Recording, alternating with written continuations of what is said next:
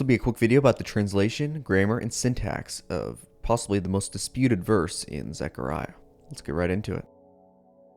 Zechariah chapter 12 verse 10 in the NASB translation reads, "They will look at me whom they pierced, and they will mourn for him."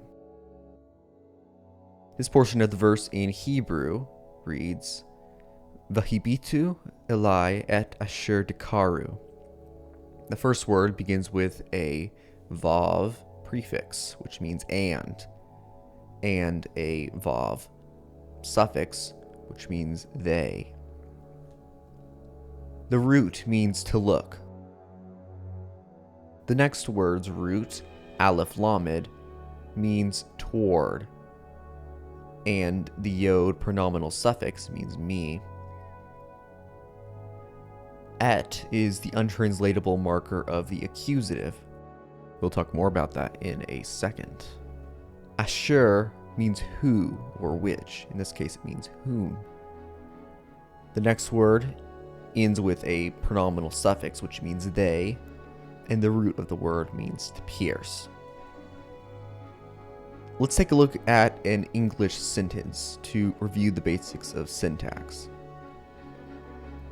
The boy kicked the ball.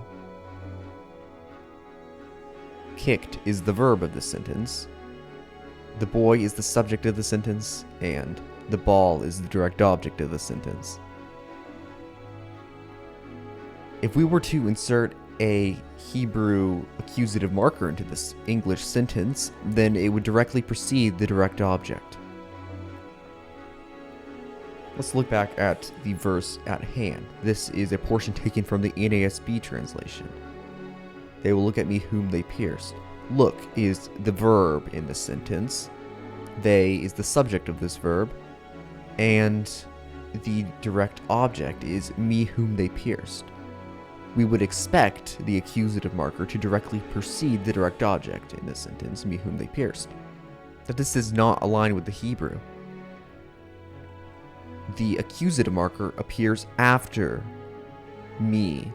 That means me is excluded from the direct object. Whom they pierced is the direct object.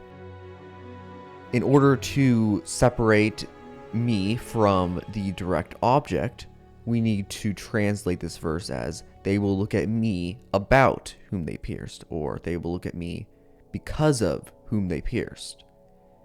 This is to honor the original language and to acknowledge the separation of the direct object from me.